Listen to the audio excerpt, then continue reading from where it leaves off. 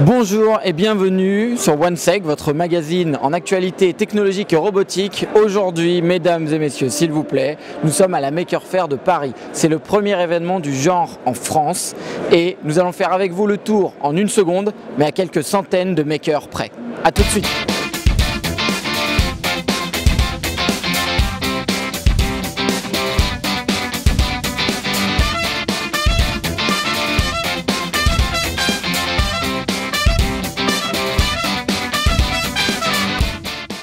Bonjour Samuel. Bonjour. Alors Samuel donc est lyonnais, est-ce que tu peux nous expliquer le projet Drone? Le projet Drone. Alors Drone, c'est le projet d'une imprimante 3D qui est issu d'un rêve, pouvoir imprimer du mobilier paramétrique. Donc concrètement avec Sylvain, mon associé, on a monté cette imprimante cette année. Donc là c'est la première fois qu'on est en public aujourd'hui, qu'on montre ce qu'on peut imprimer avec. On va commercialiser tout prochainement via un site internet une première gamme de mobilier et des applications vont arriver prochainement également pour pouvoir personnaliser ce mobilier. Comment est-ce que c'est accueilli par le public ici à la Maker Faire? Super bien, les gens sont fans, restent devant l'imprimante, nous posent plein de questions, veulent repartir avec des objets, malheureusement on ne peut pas encore, mais ça va pas tarder. Alors là nous sommes avec les makers de la mer et notamment Cédric. Est-ce que tu peux nous expliquer un petit peu ce qu'est Astrolabe Expédition? En quelques mots, Astrolabe Expédition, c'est une association qui propose de faire des expéditions scientifiques à la voile accessibles à tout le monde. Scientifique, tu me posais la question tout à l'heure, ça veut dire aller en mer, observer des dauphins, des baleines, les étudier, faire des prélèvements d'eau pour étudier le plancton, mais aussi mesurer la température de salinité de l'eau, mais aussi étudier les éclipses ou certains phénomènes célestes qui sont visibles depuis certains endroits du monde. L'association a un bateau qu'elle est actuellement en train de restaurer, et ce bateau-là, il va servir de plateforme pour aller faire nos expéditions. Donc tout le monde peut adhérer à l'association et nous rejoindre sur ce bateau pendant les expéditions. Donc c'est facile, il suffit d'adhérer. Une fois que vous serez adhérent, vous pourrez monter à bord, vous former, participer et nous rejoindre sur les expéditions.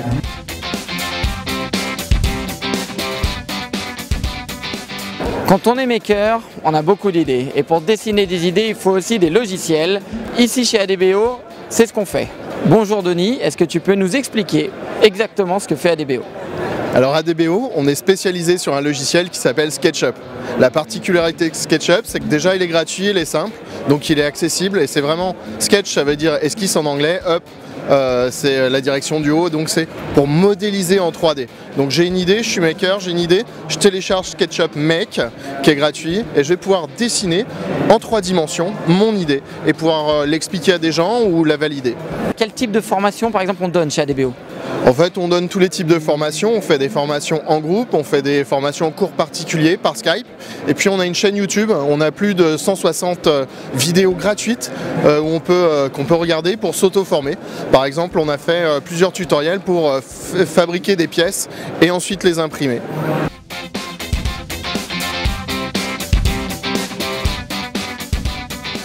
Est-ce qu'on peut expliquer un peu ce que propose Do It Yvette? Ouais. Alors nous, comme je disais, on est très branchés Do It Yourself, on est 3 amis, on s'est rencontrés via nos blogs respectifs et on a monté cette association dans le but un petit peu de démocratiser le DIY et de montrer que les loisirs créatifs, c'est pas que des choses réservées aux mamies, qu'on peut faire des chouettes trucs modernes et on peut s'inspirer des tendances. On voit surtout des jeunes filles, est-ce qu'on a un peu de garçons qui participent à ces ateliers? Alors aujourd'hui pas trop, mais on avait déjà animé ce même atelier qui est un atelier de tissage à l'Institut finlandais et on avait eu pas mal de garçons qui étaient venus, donc ça c'était chouette, mais bon c'est vrai que pour le moment en France la tendance DIY vraiment craft comme on l'entend est très féminine, mais il y a pas mal de garçons qui s'intéressent de plus en plus. Nous on le voit un petit peu dans les différents ateliers qu'on fait à droite à gauche, ils sont toujours en minorité mais ils sont là quand même de temps en temps. Bon, très bien, merci Amélie, à bientôt. À bientôt. Nous voici avec Laurence de MATLAB pour la compétition robot de la Maker Faire. Laurence, comment ça se passe? Écoutez, ça se passe bien, ça a été animé toute la journée. On a commencé ce matin, on avait 12 équipes principalement françaises, une équipe indienne qui est venue de Mumbai quand même hier spécialement pour ça. MATLAB et la Maker Faire, c'est une rencontre qui s'est fait comment vraiment, quel est l'objet de votre présence dans le monde des makers? Alors MATLAB, on collabore depuis longtemps avec le monde plus de l'éducation, puisque MATLAB et Simulink sont utilisés dans l'enseignement des maths et des sciences. Et on collabore avec les profs pour mettre au point des ateliers pédagogiques un peu plus concrets et ludiques pour enseigner justement les sciences et les maths à l'aide de MATLAB et Simulink et de Lego, ce genre de choses. Et puis depuis quelque temps, on collabore avec les makers, parce que c'est une communauté voilà, où il y a beaucoup d'étudiants, beaucoup de passionnés des sciences de l'ingénieur. Donc on s'est rapproché de cette communauté-là, on collabore avec certains Fab Labs. Et puis pour la première fois, on a été sur la Maker Faire à Rome en octobre dernier. Et donc c'était naturel qu'on soit présent à Paris. Dans les Gold Partners Devotion, on a quand même ClipLab, représenté aujourd'hui par Baptiste. Alors Baptiste, ClipLab à la Maker Faire, c'est quand même une évidence. Est-ce que tu peux nous dire pourquoi? Oui, c'est une évidence que ClipLab soit à la Maker Faire pour l'étude électronique et le prototypage rapide et les solutions qu'on apporte au niveau de la conception de robots. Alors on parle de conception de robots, nous voici d'ailleurs avec Sheldon qui a un petit problème de fréquence au niveau des yeux, hein. C'est pour ça que l'image est un peu saccadée. Est-ce que tu peux nous dire exactement comment ClipLab a collaboré avec Evotion sur Sheldon? Alors nous on s'est surtout occupé de la partie technique pour réaliser l'intérieur du robot, donc le cerveau du robot et toute la partie habillage, l'aspect extérieur. Et nous sommes maintenant avec Mathilde Berchon, la co-auteuse de l'impression 3D. Je pense que c'est un des livres les plus lus autour de l'impression 3D, Mathilde. Et oui, d'autant plus que c'était le premier livre à être paru en français sur le sujet et qui fait vraiment un panorama complet du sujet. Donc ouais, ça c'est beaucoup d'intérêt pour le livre depuis l'an dernier, sa parution. C'est chouette de voir qu'il y a autant de gens qui s'intéressent au sujet et sont prêts à vraiment bouquiner 200 pages sur le sujet et ne pas hésiter quoi. Alors une deuxième édition, c'est sûrement parce qu'il y a des nouveautés autour de l'impression 3D. Vers quoi on se dirige? Qu'est-ce qu'on commence à voir apparaître de vraiment concret? Alors pour cette deuxième édition, ce qui est vraiment l'ajout, c'est de voir ce qui se passe en France. Parce que pour l'instant, les projets étaient très américains, internationaux, on était encore assez peu actifs en France et c'est en train de bouger vraiment à fond. Donc c'est vraiment une des grandes avancées, je dirais, là de ces dernières années, c'est de voir l'arrivée de projets, petits projets d'entrepreneuriat, plein de startups, des constructeurs, des gens qui s'intéressent au sujet ou qui utilisent l'impression 3D. Donc c'était aussi ça un peu l'idée dans cette deuxième édition, de mettre en lumière ces projets et d'aller vers et puis bien sûr mise à jour des modèles, des techniques, des matériaux parce que ça bouge à 100 à l'heure dans le domaine. D'accord, écoute Mathilde, merci. On va du coup lire le petit livre. Moi je vais repartir avec le mien, donc voilà, merci beaucoup. Merci. Nous sommes maintenant avec le collectif Les Galinuls qui ont un projet un peu particulier pour la cuisine. On est avec Savannah, elle va nous expliquer ce que c'est. Oui, donc nous sommes deux du collectif Les Galinuls et on présente un lombricomposteur d'appartement en fait, qui s'intègre à l'espace de la cuisine, donc avec une profondeur de plan de travail standard pour venir compléter en fait, l'espace de travail avec une planche à découper qui est positionnée sur le lombricomposteur et donc qui permet en fait, d'un geste de recycler ses déchets verts. D'accord, donc le but c'est un peu de faire le jardin à la maison et même dans la cuisine. Voilà, l'idée c'est de créer un micro-écosystème en fait. Donc on a l'idée de cuisiner, on a l'idée d'avoir les aromatiques qui sont dans une petite jardinière placée donc à portée de main et en dessous un micro-écosystème qui nous permet de recycler les déchets et de récupérer un compost riche qui nous permet d'alimenter les plantes vertes de son intérieur ou le donner à des amis qui ont des jardins ou même dans les espaces verts et de récupérer également un engrais en fait qui va être très riche qui permet également de nourrir ces plantes. D'accord, alors j'ai cru comprendre qu'à la base on était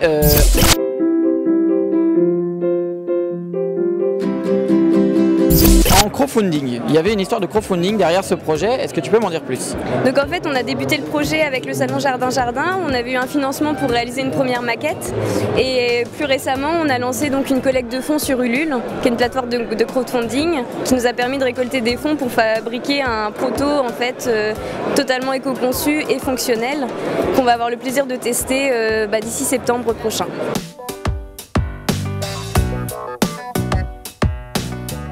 Dans nos amis les plus proches, il y a aussi Outside Box de Jean-Noël. Alors Jean-Noël, est-ce que tu peux nous parler de ton projet Maker? Oui, bien sûr. Donc ici, je présente le 3D Pad. C'est un shield pour Arduino qui marche sur une Arduino Uno, donc très simple à installer sur l'Arduino, très simple à programmer. Et dès lors qu'on a fait ça, on a un système d'interaction magique sous Arduino qui va marcher sans contact. C'est en ce moment sur Indiegogo, donc en précommande. Donc on peut backer le projet. Oui, non seulement vous pouvez, mais il faut le faire. Il faut le faire, donc on va mettre l'adresse en bas de l'écran par là, voilà. Et donc c'est le projet Outsidebox. Il y a un site web aussi, outsidebox.com, www.outsidebox.com.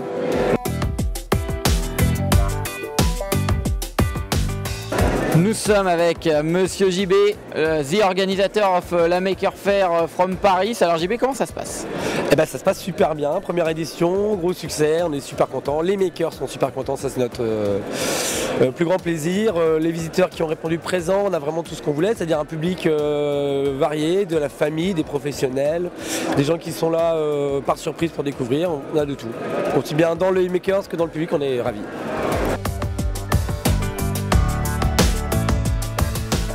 Nous y voilà, on a fait le tour des makers de cette fabuleuse édition Maker Faire et le dernier des makers, le voici, Berthier Lutte, fondateur du Fab Shop et donc grand Manitou de cette édition. Berthier, comment ça s'est passé?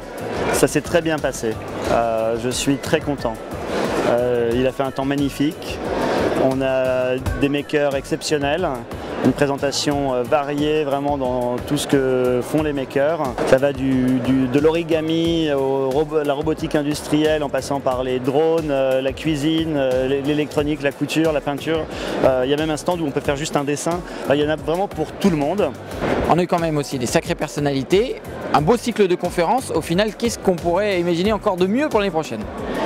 Je ne sais pas parce que c'est vrai que c'était très riche, plus de 120 makers, 30 conférenciers, effectivement quelques personnalités qui nous ont fait l'honneur de venir nous rendre visite. Plus de public, plus de makers, plus de speakers, plus et plus d'enthousiasme notamment d'entreprises françaises qui devraient venir au contact des makers et encourager ce mouvement parce que la troisième révolution industrielle, les révolutions ça vient de la base, ça vient pas du sommet.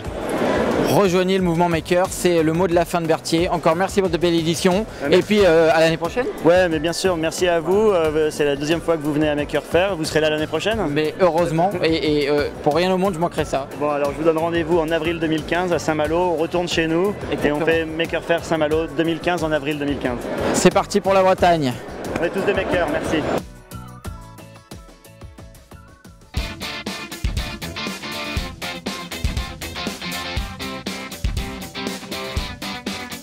Viens voir. Viens. Attends, est-ce que tu reviens l'année prochaine? Ouais. C'était bien? C'était super. Merci. C'était comment? Super. Est-ce que vous êtes des makers vous aussi? Ouais, un peu.